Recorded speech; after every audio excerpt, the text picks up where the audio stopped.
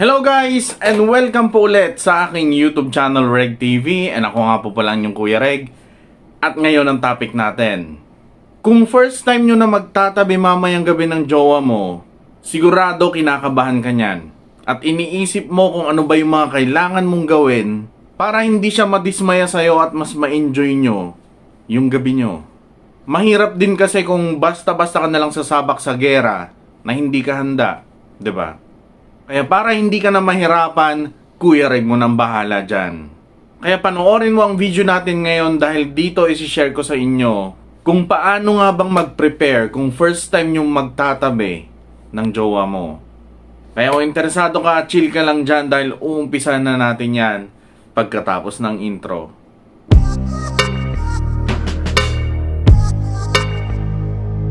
So paano nga ba mag-prepare kung unang beses nyo lang na magtatabi ng jowa mo?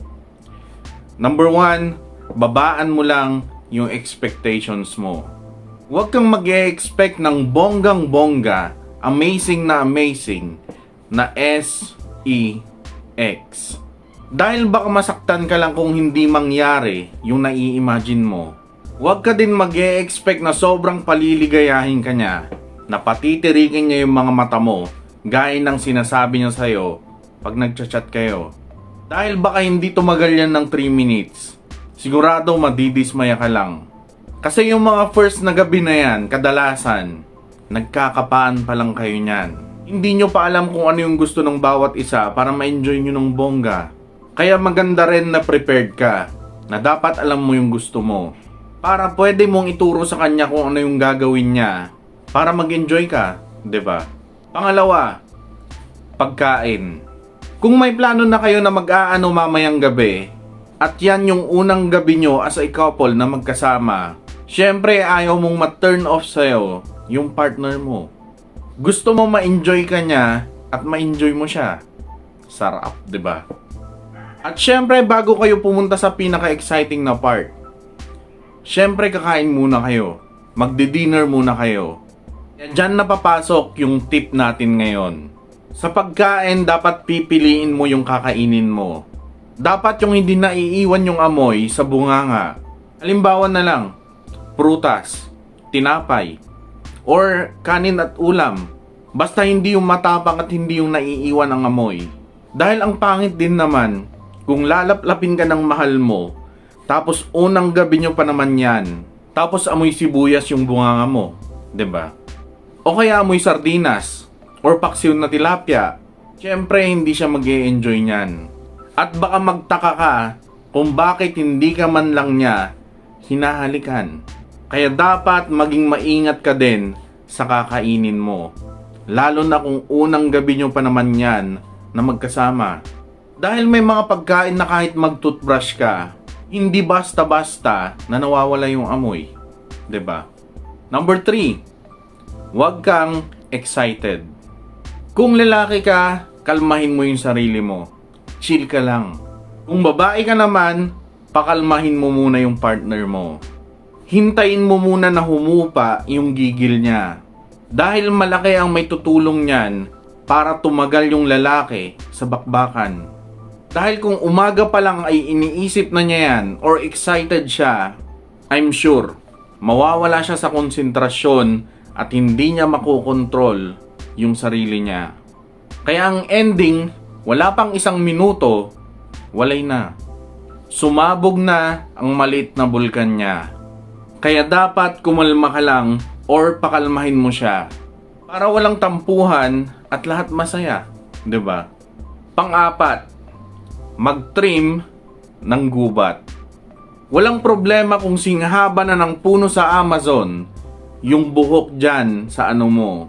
Walang kaso yan kung yan ang trip mo.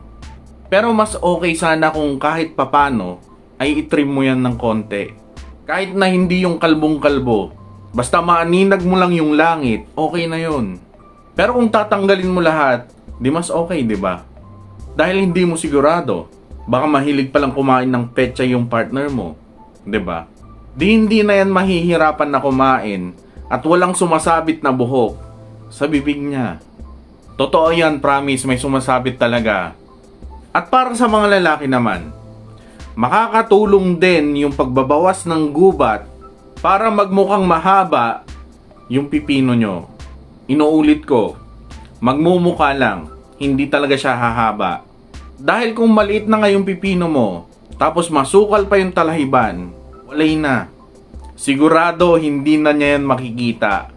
Kaya siguraduhin na i-trim or i-shave yung mga yan. Para all goods, 'di ba? Panglima, hygiene.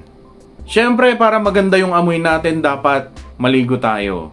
Kuskusin yung dapat kuskusin. Linisan yung dapat linisan. Dahil ang sarap pag preskong-presko ka at hindi ka nanlalagkit, 'di ba? At siyempre, masarap anuhin yung isang tao kung malinis at mabango siya. Yung kahit na sumisid siya sa baba, hindi ka mag-aalala dahil bagong hugas yan. Huwag nyong inaasa lang sa pabango yung amoy nyo. Dahil iba yung amoy na nabibigay ng kalinisan kaysa yung pinapatungan mo lang ng mga pampabango. Or, kung sa sogo naman kayo matutulog, pwede rin naman na dun ka nalang maligo para fresh na fresh talaga, 'di ba? Number 6, alisin mo yung magiging sagabal. Tandaan mo, yan yung unang magsasama kayo, kaya dapat walang magiging sagabal. Kaya mas maganda kung i-silent or itabi mo muna yung phone mo. Dahil mawawala yung konsentrasyon nyo kung habang nag-aano kayo. Tapos may tawag ng tawag or tunog ng tunog yung notification ng phone mo. Nakaka-bad trip yun, promise. Hindi naman kayo tatagal ng ilang oras kaya hayaan mo muna silang mag-text at mag-contact sa'yo. Lahat yan makakapaghintay, kaya itabi mo muna yan. Pang-7, magsuot ka ng damit na komportable ka. Huwag kang magsusuot ng mga damit na mahirap isuot at mahirap tanggalin. Kagaya ng mga maraming butones, yung may maraming tali, or yung may maraming anik-anik. Yung simple lang, basta komportable ka, tapos samahan mo ng sexy na panloob. Goods na yan, promise. At yan ang pwede nyong gawin para maging masaya ang gabi nyo. Shoutout po muna tayo.